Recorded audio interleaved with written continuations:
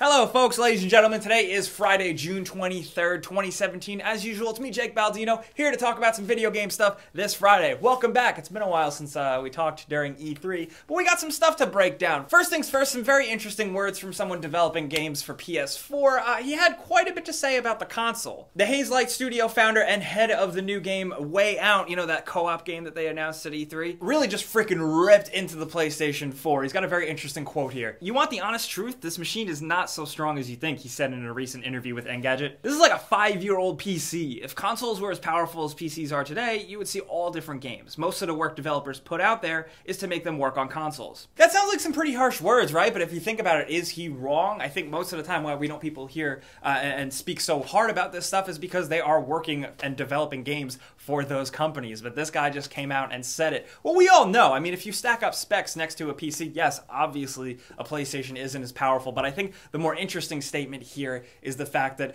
consoles are actually holding back advancements in game development. Which can go both ways, because if you think about it, some of the best innovation can be done when there are constraints and things have to be worked around other things. But on the other hand, if you think about it, if everyone who played games in the world just had a GTX 1080 and there was basically limitless power, maybe a lot more could be done and game worlds could be bigger and everything could be way more advanced. This quote definitely riled up a lot of people. Like, PC fans feel great, PS4 fans feel like shit. But honestly, I think the conversation that it could lead to is more interesting. Like, where would games be if we had more power? I'm looking forward to seeing how you guys feel about this. PC fans, I pretty much know what you're going to say, but I still want to hear your guys' perspective. But what we do have to talk about is another rumor that popped up that I still can't get enough of because it's freaking hilarious, and that is LA Noire being remastered. This time, the rumor is not only just it's showing up on Nintendo Switch, but it's going to be remastered for PS4 and Xbox One with new features. These are, of course, all rumors, but that first popped up in January. But now, supposedly, this new rumor popped up with 3 news sources saying that it's in the works as a remaster for PS4 and Xbox One with PlayStation VR features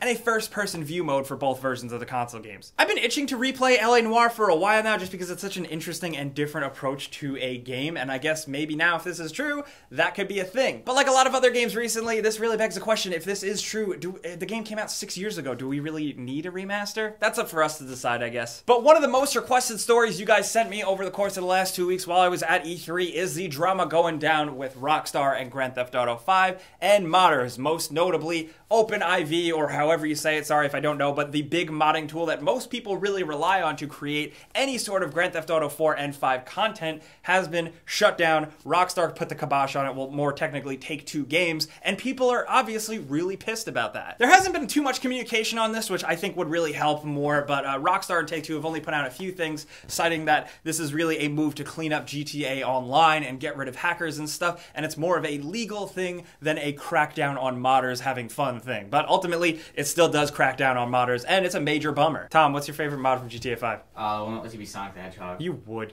Like everything out there on the internet, there is a change.org petition, but this one is huge. It passed over 50,000 signatures, as well as there's lots of review bombings going on Steam. Actually, Grand Theft Auto 5 for the first time has slipped to negative rating. Now, I usually think the change.org petitions don't do anything, but that coupled with the Steam definitely will help Take-Two and Rockstar take notice, but ultimately at the end of the day, corporations are going to corporation. Whether they like it or not, it's their thing. They're going to do what they want. And I don't know. We'll see what happens. What do you guys think? Do you think they're actually going to listen? Do these companies really have a history of listening to stuff that specific? Not really. But for now, and with the petition blowing up and stuff like that, I guess it's a wait and see, so we will keep you updated. But something that we didn't really see coming was the announcement of something called Sega Forever, which isn't a very good name, and it might initially scare people away because it's mostly a mobile thing, but it's an initiative by Sega to get a lot of their classic games running and available for free on iOS and Android through an app. Now, they're free because there's going to be ads on them, but you can pay apparently $1.99 per game and get it without ads. The first round of content of games has got your basic Mega Drive and Genesis games, Sonic the Hedgehog, Altered Beast, Phantasy Star 2. But what I do like about it is that it has offline play, which is kind of like a dinosaur thing in mobile gaming now, but it also has controller support. Apparently they're going to be releasing titles bi-weekly, and as someone who doesn't play a ton of games mobile, with old stuff like this, sometimes I can really get down with it, and I'm curious to see how this is going to roll out. How much are the ads going to really suck? Is the $1.99 really going to be worth worth it for these games if you really think about it. I guess this is okay for Sega to do. Good job, I guess. Do it for Dreamcast because I want to play Seaman on my phone. But speaking of Sega, you know, every week we like to scour through the internet and find weird and fun things that people make involving video games. And this was, oh no, we don't really have anything up. Fuck. Oh god. Okay, dabbing is one thing, but look, can we computer enhance? What's going on there? It might be his tail, but the way it's angled, it looks really unfortunate, or not or really fortunate if you think about it. I'm no expert on hedgehog dick. Is he a hedgehog? Yeah, no, he's an echidna. Oh yeah, Knuckles the echidna. But Echidna sounds almost like enchilada and it makes me hungry. But something that I don't know if you guys caught this, it did get deleted, but if you are on Twitter, Detroit Become Human actually threw some public shade right at Xbox. They posted this dumb, goofy, and kind of awful tweet that I still kind of laughed at, saying, when you wake up and hashtag Detroit Become Human is still a PS4 exclusive and you're still an Xbox owner. Hashtag Thursday Thoughts. I hate everything. I hate everything. But I guess speaking of hating everything, Halo 6 ain't coming out anytime soon. Definitely don't expect it. 343 after E3 has been questioned, and they've been speaking out publicly quite a bit about where was Halo 6? Where's the next Halo? And they've went on the record saying to expect it in, and I quote, quite some time. Which I do think it was pretty cool that 343 actually came out on their blog and said this, but they said to seriously not expect it, not just like announce at PAX or announce at Gamescom, but seriously not anytime soon. Which the way I look at it, good. You know, Halo 5's multiplayer was one thing, but the campaign, which is something I do really like in Halo games, was really lacking. The story felt rushed. There just wasn't really much compelling stuff to it, at least for me. So I'm looking forward to them taking their time and really putting out a good Halo game, because I feel like their last efforts have felt kind of rushed. How about Commander Locke? Remember Commander Locke? Oh, we have Luke Cage? Yeah, we got Commander Locke. We got him before the game came out, thinking that he would be really cool and he would be a match for Master Chief. Turns out he punched Master Chief in the face, and then they were like, all right, let's be friends after the 3rd level. It's a lot like Batman v Superman if you think about it. Yeah, it is. But since we're talking about Halo 6 not coming anytime soon, we might as well give an update on the next Elder Scrolls game, which I always say, I feel like we talk about it every other week. But at E3, Pete Hines went on record once again saying that Bethesda wants to work on other stuff, which I do think is interesting. But he said that they don't want to be the studio that's, okay, Elder Scrolls, then Fallout, then Elder Scrolls, then Fallout forever and ever. They've been working on these games for like over a decade, so they are going to want to do something new. It's only natural, and I feel for them. And honestly, I'm excited. You know what that's code for? What? We don't want people to stop playing Elder Scrolls Online.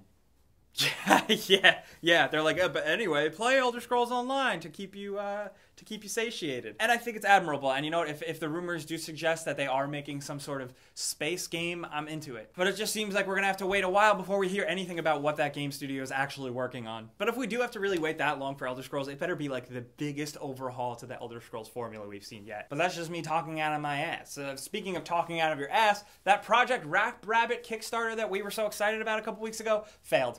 Project Rap Rabbit, for those who didn't see that episode where we talked about it, is a spiritual successor to something like Parappa the Rapper, with the heads of Parappa the Rapper and Jammer Lammy working on it as a cool new rhythm, music, rap-inspired game. All they really had to show off was some art assets and a little bit of music, but it seemed promising and it seemed like there was some excitement and passion there. But unfortunately, the Kickstarter was trying to raise something over $1 million, and they only reached something around $200,000. And they issued a statement saying that because it failed and they didn't get the money, they cannot continue to work on the game, which it sucks. It sucks really bad. I was expecting it to continue to move forward because some Kickstarters or Indiegogos, when they don't reach their limit, they still keep going and they go for corporate funding. But here, it looks like they're just shit canning it. Maybe those games like Guitaru Man, Jammer Lammy, Parappa the Rapper just existed in a time bubble, and that was that. Like Tony Hawk games and Crazy Taxi games. And basically all my favorite games. I mean, there's a really great Crazy Taxi game in 2017. Crazy Money! What is it called? Gazillionaire. And it looks like it might finally be a dream come true for some people. Modern Warfare Remastered getting a standalone release, no longer simply attached to buying Infinite Warfare. This is from some rumors from Charlie Intel, those good old folks. They picked up on a photo of what looks to be a real retail copy of Modern Warfare Remastered. I mean, holy shit, look at that big, ugly IGN quote on the top. But apparently an employee at a Target got their hands on this early from a shipment, which seems likely. This type of thing does happen.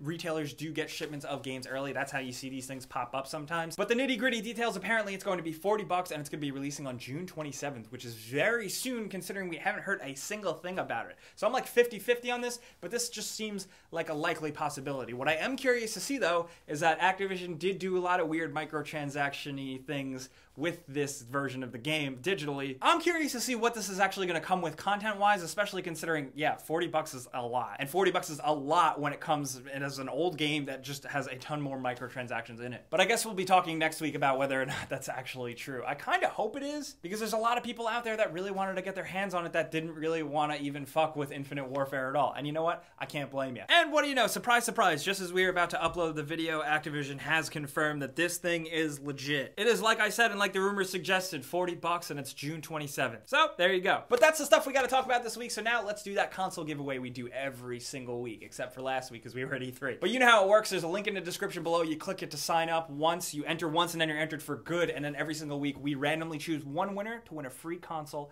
of their choice. And this week's winner is gonna be this person right here. Congratulations. Keep an eye on your messages, your inbox, your spam box, because sometimes I fall in your spam box when I contact you, but I want to find out how I can get in touch with you to send you your console. But that's the stuff that's going on this week, and we got to talk down in the comments. First, let's catch up a little bit. What was your favorite thing from E3? I definitely want to hear. But we also have to talk about the other stuff going on. LA Noire Remastered. Is that something you really want to play? And if you have a Switch, could you really picture yourself playing it on it? Also, Knuckles having a little Pangus. How do you feel about that? If you are a modder or an enjoyer of modders, how do you feel about Take-Two and Rockstar doing what they do? And let's talk about that. And with the next Elder Scrolls and a potential Halo 6, are you fine with waiting? Are you good with waiting a few years? Or are you just too excited for those types of games that this is the worst news you've ever heard? Let's talk about any of this stuff down in the comments. I'll be talking to you guys. But if you want to hit me up with some hate mail or whatever you got, Twitter, Facebook, and Instagram at Jake Baldino. But that's it. It's going to be back here in the hot seat Friday show talking about stuff. I'm going to be playing Next Machina this weekend. Hope you guys have a good weekend. I want to know what you're playing. But thanks for hanging around, clicking that like button. If you're a saint, we appreciate it. But I'm Jake Baldino. Thanks for watching. We'll see you guys next time. Pizza's on me. Why? I said it like an asshole again.